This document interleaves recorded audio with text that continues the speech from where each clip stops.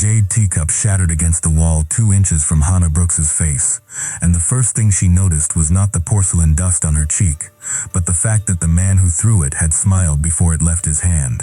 She stood beside the private dining table at Hanu House, with a tray of untouched banchan balanced against her hip, her black uniform tight across her full stomach, her feet swollen inside cheap work shoes after 10 hours of service, and every wealthy guest in the room pretended not to see a grown woman nearly hit in the eye, because pretending was how powerful people kept their hands clean. The man who had thrown the cup was Assemblyman Park's son, drunk enough to be cruel, and sober enough to choose his target, and when he called her a big American shadow blocking the light, 2 businessmen laughed into their napkins as if humiliation were part of the tasting menu. Hana did not move until the last shard stopped spinning on the marble floor.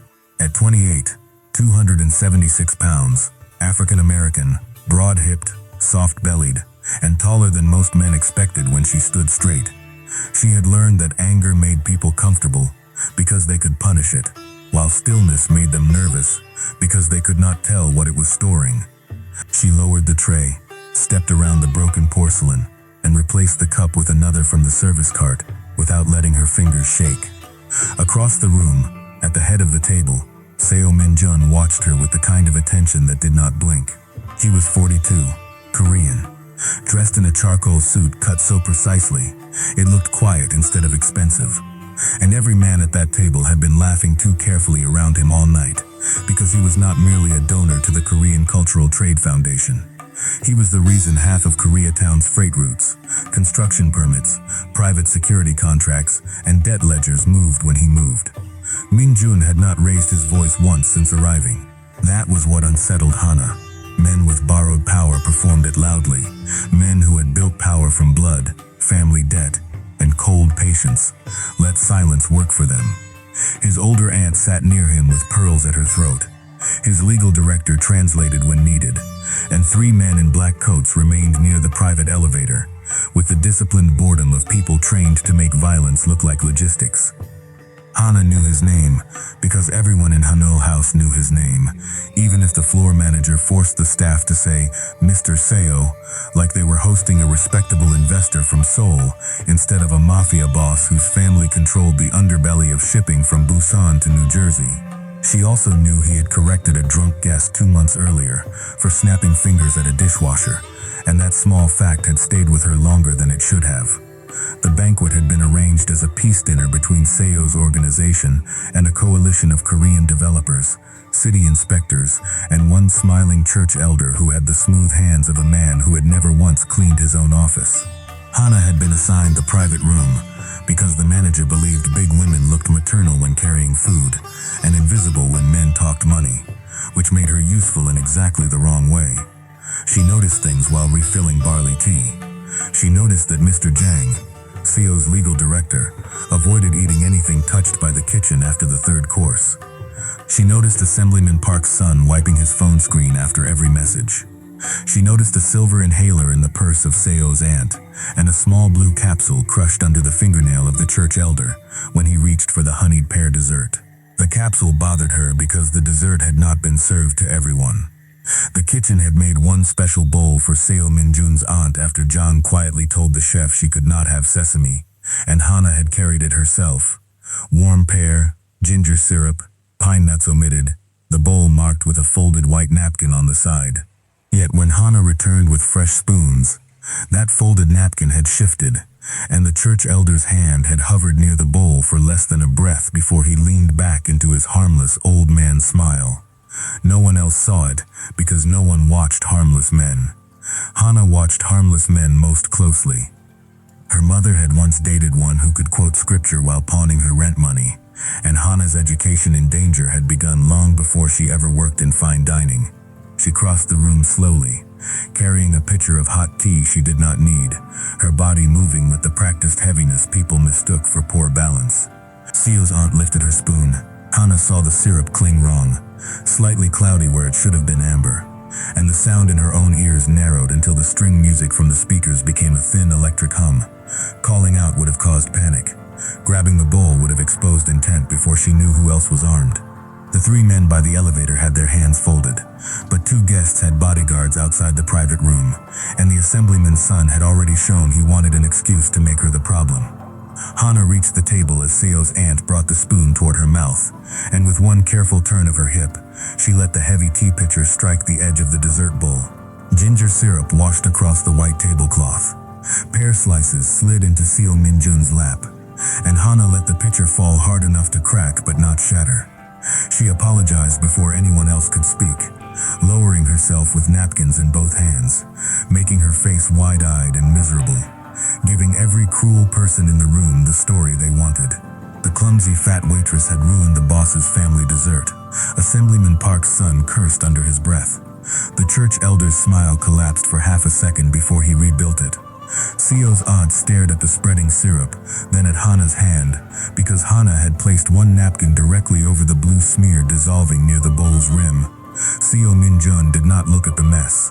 He looked at the elder's fingernail. The manager rushed in with a face already prepared to sacrifice her. He bowed to Seo, apologized in Korean, then turned on Hana with the sharp relief of a weak man discovering someone beneath him. Before he could finish telling her to pack her things, Seo Min-jun raised one hand. The manager's mouth closed so fast his teeth clicked. Seo took the stained napkin from Hana, folded it once without touching the blue powder, and handed it to the man on his left. His voice, when he spoke Korean, was low enough that the guests leaned in without meaning to. Hana did not understand every word, but she understood the change in temperature. Men who had laughed at her a minute ago began checking exits. Seo's aunt set down her spoon very carefully. Hana stepped backward, ready to disappear into the service hallway. But Seo caught her wrist with two fingers, not painfully, not gently either, with the certainty of a man used to stopping events before they became history. "Stay," he said in English. His accent was faint, polished by years in America, but still carrying soul in the edges. The church elder stood suddenly and said something about misunderstanding, but the men near the elevator were already moving, not fast enough to alarm the guests outside, only fast enough to make escape an idea that died privately. Hana looked at the blue smear under the napkin, and then at Seo's aunt, who had begun to breathe through her mouth as if fear had weight. Seo leaned closer, and for the first time that night, Hana saw something human under the controlled surface. Not gratitude, not softness, but fury locked behind manners, because fury without discipline wasted energy. "You saw him touch the bowl," he said. Hana could have lied. She could have blamed the long shift, the broken teacup, the way her cheeks still stung from porcelain dust, and walked back into the kitchen to be fired by midnight. Instead, she looked across the table at the church elder, at his clean hands and church donation pen, and said, "I saw his thumb. He had powder under the nail before your aunt lifted the spoon." Seo's aunt whispered one name in Korean. The legal director Jang went pale before anyone else reacted, which told Hana the name mattered. Seo still held her wrist, but his eyes had moved to Jang with an old, intimate disappointment. Hana had worked enough rooms to know betrayal had a smell. Hot skin, expensive cologne, and the sour metal breath of men realizing the furniture has ears. Jang placed both hands on the table and said, in English too smooth to be accidental, that the server had misunderstood what she saw. Hana looked down at his right cuff and noticed ginger syrup where he had no reason to have touched the bowl. Seo released her wrist. "Ms. Brooks," he said, using the name stitched on her employee badge as though it belonged in the same room as everyone else's title. "Do not leave this building."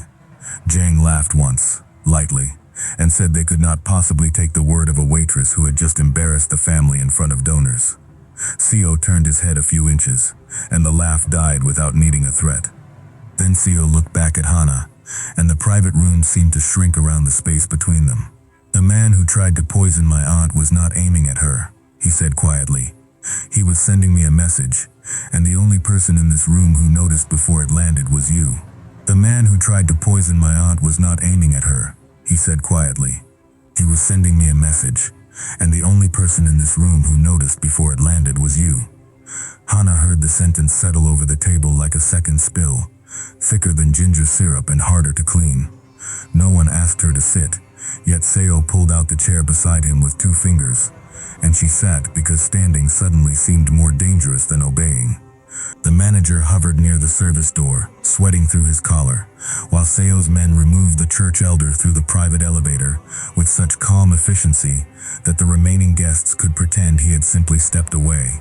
Jang stayed seated, hands flat, cuff stained, face composed except for the small pulse beating near his jaw. Seo's aunt reached into her purse for the silver inhaler Hana had noticed earlier, but her hand shook once before she pressed it to her lips. Hana pushed a clean glass of water toward her without asking permission. The aunt looked at the glass, then at Hana, and gave the smallest nod, the kind older Korean women gave when gratitude had to pass through pride first. Seo saw that too. He seemed to see everything, yet he had missed the poison, missed the cuff, missed the betrayal sitting 2 chairs away from him for years, and that failure lived behind his eyes as he turned toward Jang. The legal director began speaking Korean quickly, controlled but too polished, and Hana caught only fragments. Elder, misunderstanding, family, optics, police. She did not need the whole language to hear a man building a bridge away from himself. Seo listened without interruption until Jang reached for his phone. Then one of the men behind him placed a hand on his shoulder. Not hard. Enough. The phone remained on the table. Hana noticed the screen lighting with a notification from an unsaved number, the preview only visible for a second before it dimmed. 3 characters appeared in English. Bus. Her mind hooked onto them because the word had no place in that room unless it meant Busan, unless it meant a route, unless it meant something scheduled. Seo's family money came through freight, imported seafood, cosmetics, construction material, and every legal front that could hide illegal pressure beneath legitimate paperwork. If someone was sending messages through dessert bowls, they were not playing small. Seo turned to Hana. What else did you see? It was the wrong question for a man like him to ask in front of people who did not respect her, and yet it was also the right one, because the entire room shifted when he asked it. Hana wiped her palms once on her apron, not because she was nervous, though she was, but because syrup had dried between her fingers, and she hated sticky hands when she needed to think. Jang didn't touch the dessert, she said, keeping her voice even. But his cuff has syrup on it. The bowl was clean when I brought it in. The napkin moved after I came back. The elder had powder under his nail.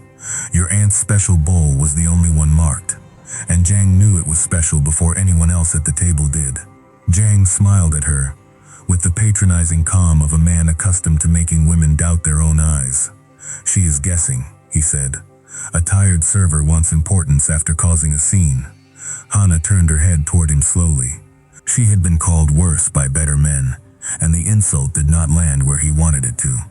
Maybe, she said, but if I were guessing, I wouldn't ask why your phone just received a message that begins with BUS 3 seconds after the elder was taken downstairs. For the first time, Seo Minjun's control cracked only enough to show teeth beneath the surface. Jang's face did not change, but his left hand curled against the tablecloth, dragging a thin line through the ginger stain. The next 10 minutes rearranged Hana's life without asking if she was ready. Seo had the private room cleared under the excuse of a medical concern. The manager fired her twice in whispers and unfired her twice with his eyes whenever Seo looked over. Jang was taken to a smaller office behind the wine cellar, where men spoke in Korean, through a door thick enough to muffle words but not the sound of a chair striking tile. Hana waited in the service hallway with her apron still on, holding a paper cup of burnt staff coffee. She had poured only to keep her hands occupied. Her phone buzzed with a message from her mother in Newark, asking if she was coming Sunday for dinner, and the ordinary tenderness of it nearly split the night in two. Seo found her near the lockers at 1:17 a.m., without his suit jacket, sleeves rolled once, tie still absent, because men like him did not need clothing to announce rank. Jang has been with my family 14 years, he said. He handled contracts when my father was alive. He arranged my aunt's hospital security after the shooting in Seoul. He knows routes, accounts, cousins, old debts, things I do not put on paper. Hana looked at the coffee in her hand and said nothing, because sympathy felt dangerous when aimed at a man capable of turning grief into orders. Seo continued, The message on his phone referenced Busan Pier 6. A container arrives tomorrow night. If Jang gave that information away, my men walk into an ambush. Hana expected him to dismiss her then. Perhaps pay her enough to keep quiet. Perhaps threaten her politely. But he did something stranger. He asked how much she earned. When she told him, he looked at the stained apron, the cracked vinyl locker. The cheap shoes widened from months of her feet swelling through doubles, and something like shame passed across his face so quickly, she might have missed it if she were less practiced.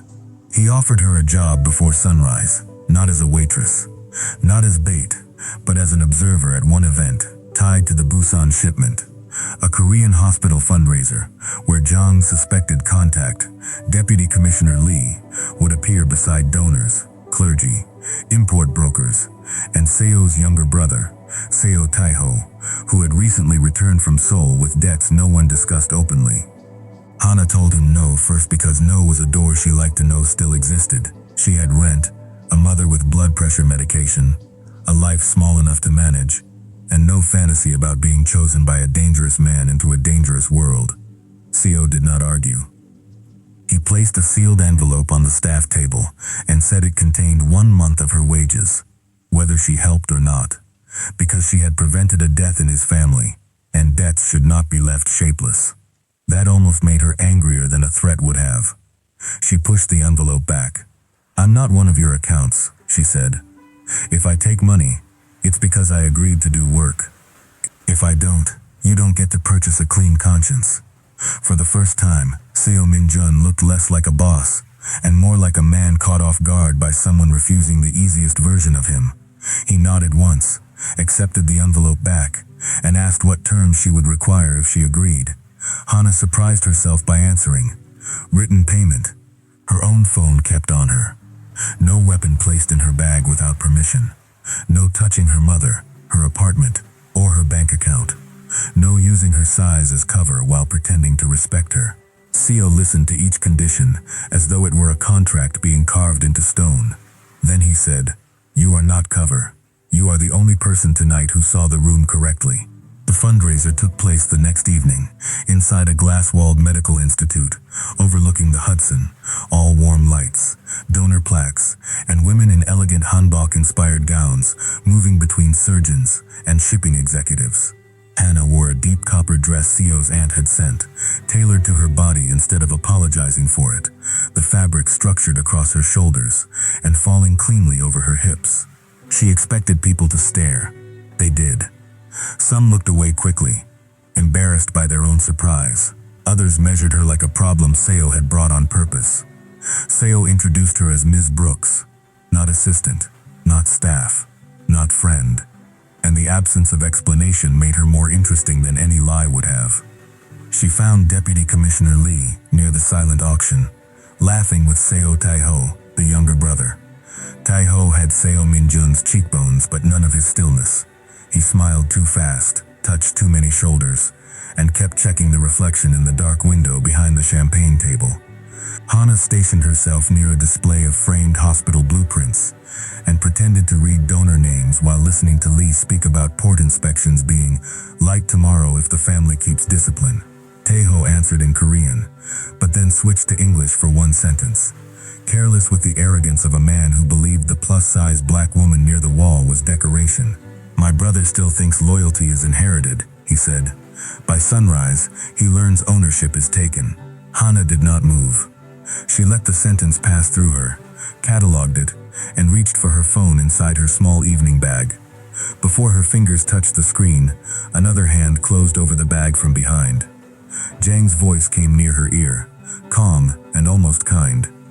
"You should have stayed invisible, Miss Brooks," he said, and across the room, Seo Min-jun turned at the exact moment Deputy Commissioner Lee lifted a glass toward him in a toast that looked polite from every angle except Hana's.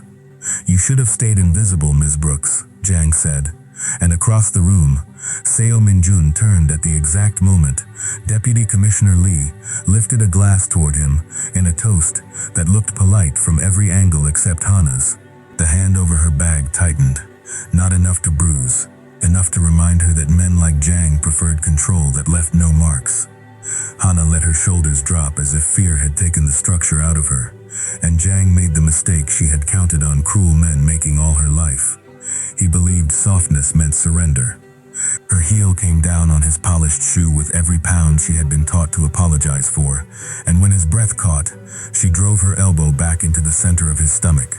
Not like a movie fighter, not graceful, but with the ugly practical force of a woman who had once dragged a broken refrigerator away from her mother's kitchen door alone because the landlord refused to come.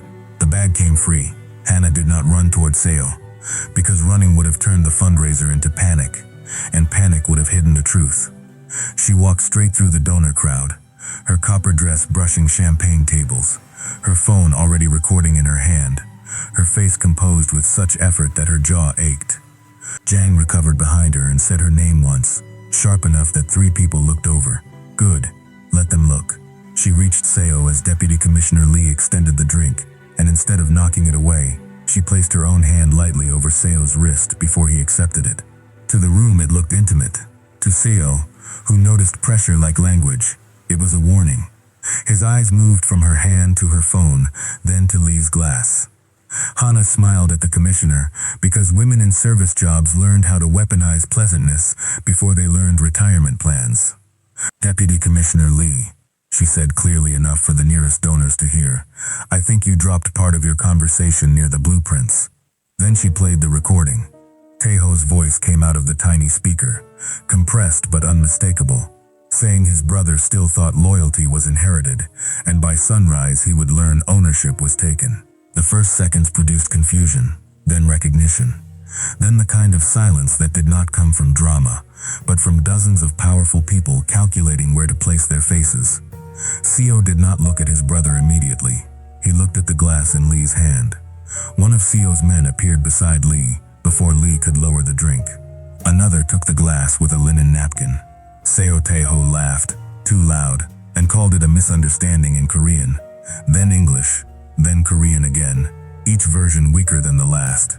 Jang came through the crowd behind Hana with one hand inside his jacket, but Seo's aunt intercepted him in a way no one expected. She stepped into his path, small, silver-haired, recovering from fear but not ruled by it, and struck him across the face with the same hand that had nearly lifted the poisoned dessert spoon the night before. The sound cut through the fundraiser more cleanly than any gunshot could have. Jang froze, because old family hierarchy reached places weapons could not. Seo Minjun turned to his brother then, not with rage. Rage would have been easier to answer. He looked at Taeho as if reviewing a debt ledger written in blood. Dates, favors, hospital rooms, prison visits, childhood winters in Seoul when their father's enemies waited outside school gates, and Minjun walked home behind his younger brother so the first bullet would not find the smaller boy. Taeho's smile thinned. Hyung, he said, and the single word carried brother, apology, manipulation, and entitlement all at once. Hana did not know enough Korean to catch the rest of his plea, but she knew family pressure when she saw it. Her mother's ex had used the same tone after emptying the rent jar, asking forgiveness like a man claiming property. Seo answered in Korean first, low and formal. Then, for Hana and for the room, he repeated in English. You sold the pier route, used Jang to move the message, used Lee to clear inspection, and let a church elder poison our aunt's bowl because you needed me emotional before tomorrow. Taeho's face changed at the word aunt, just enough. There it was, the small disgust of a man who had not meant to kill her, but had accepted the possibility, because ambition had made every other person negotiable. Hana lifted her phone again, not to record now, but because the physical weight of it reminded her that proof mattered more than outrage. Seo saw the movement and continued, voice steady. You forgot she raised us after father died. That is not strategy, that is rot. Lee tried to leave through the side corridor. He made it 6 steps before 2 hospital security officers, men who had spent the evening pretending not to know Seo's people, blocked him with the confidence of employees who had received better instructions than the guests understood. Seo had not arrived unprepared. Hana saw it then. The extra security badges, the city ethics investigator near the donor wall, the quiet woman in a navy suit who had watched Lee all night without drinking. Seo had suspected a leak. But suspicion without a witness had trapped him inside family politics. Hana's recording did not create his plan. It unlocked it. That distinction mattered to her because she refused to become a lucky charm in someone else's myth. Jang made one last attempt because intelligent villains rarely collapse politely. He claimed Hana had been paid, that the recording was incomplete, that Seo had staged the scene to remove rivals from a legitimate Foundation event. He almost sounded convincing. Several donors wanted him to be convincing because believing him would return the evening to comfortable corruption. Hana opened her bag, removed the folded contract Seo had signed that morning, and handed it to the woman in the navy suit. It listed her as an independent consultant for event observation, paid at a fixed rate, with no bonus tied to arrests, accusations, or outcomes. Seo had frowned when she demanded that clause, but he had signed it. Now the clause did what she intended. It made her less useful as a liar. The navy-suited woman identified herself as federal financial crimes, and the fundraiser's polished surface cracked all at once. Lee's phone was taken under warrant. Jang's messages were mirrored from a device seized at Hanungul House after the poison attempt. The church elder had already confessed to receiving instructions through a Foundation account controlled by Taeho's shell charity. The Busan Pier 6 ambush was intercepted before the first truck crossed the gate because Seo's men had delayed the route after Hana reported the bus preview. No miracle arrived. No stranger saved them. Every consequence walked in on legs built earlier by observation, preparation, paperwork, and the refusal to let powerful men turn women into scenery. Taeho did not beg until Seo's aunt stepped close and removed the family ring from his finger. That broke him in a way handcuffs had not. In Korean families like theirs, the ring was not jewelry. It was recognition, blood made visible, permission to speak in rooms where decisions survived generations. She placed it in Seo Minjun's palm without ceremony, then looked at Hana. The older woman's eyes were wet, but her posture remained exact. "You saw what my family refused to see," she said in careful English. "That is not small." Hana wanted to deflect because praise from elders had always made her feel suddenly too large and too young. But she held the woman's gaze and nodded once. Some gifts deserved to be received cleanly. By dawn, Deputy Commissioner Lee was in custody. Jang's license and freedom were both collapsing. Taeho was on a guarded flight to Seoul to face men who cared less about brotherhood than broken roots. And the container at Busan Pier 6 moved under a different manifest that exposed 3 rival accounts instead of Seo's people. Hana sat in the back of Seo's car outside the medical institute with her shoes off, one heel blistered, copper dress wrinkled, hairpins abandoned in her lap, and a paper cup of vending machine coffee warming her hands. Seo sat beside her without speaking for a while. The city looked unfinished at that hour. All delivery trucks, wet pavement, and windows catching the first gray light. "You could have run when Jang grabbed you," Seo said. Hana took a sip of coffee and made a face because it tasted burnt enough to qualify as punishment. "I thought about it," she said. "I'm not fearless. I just didn't like the version of tomorrow where men like that got to decide what happened because I protected my comfort." Seo looked at her blistered foot, the phone on her lap, the cheap evening bag with one broken clasp, and his voice changed in a way she had not heard before. Less boss, more man. "I have spent years rewarding loyalty after it bled for me. I did not know how to recognize it before the bleeding started." Hana looked out at a sanitation worker dragging bags to the curb and thought of her mother waking soon in Newark, checking blood pressure, making coffee too strong, calling later to ask whether her daughter had eaten. She thought of Hanul House, the teacup, the dessert bowl, the way every insult in that room had tried to reduce her to a body in the way. Her body had been the reason Jang misjudged her distance, the reason Park's son aimed cruelty at her, the reason guests failed to guard their tongues, and the reason she had occupied enough space to stop a poisoned bowl from reaching an old woman's mouth. For once, the world had not been allowed to make her size an apology. It had become part of the evidence. Seo handed her a new contract, thicker than the first, with her full name printed at the top, Hana Denise Brooks. Not a code name, not an employee number, not a woman hidden in service corridors while men called her useful.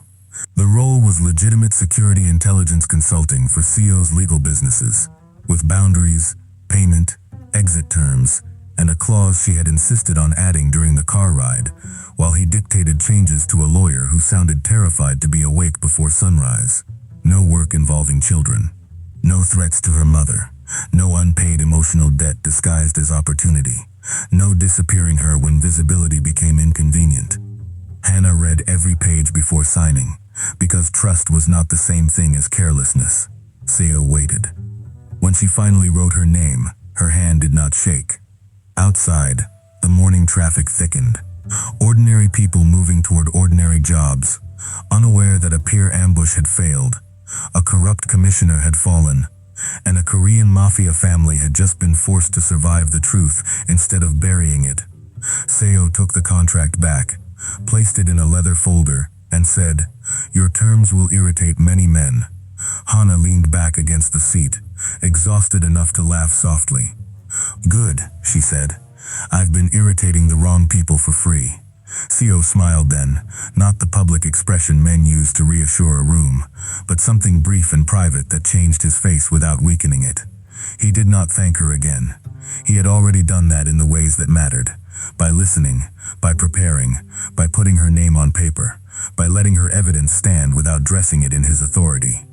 Hana closed her eyes for a moment as the car pulled away from the curb, and when the sun came between the buildings, it touched the copper fabric across her knees, the cracked skin near her heel, the phone with the recording saved in 3 places, and the contract bearing the name she had carried into every room long before anyone important learned how to say it with respect.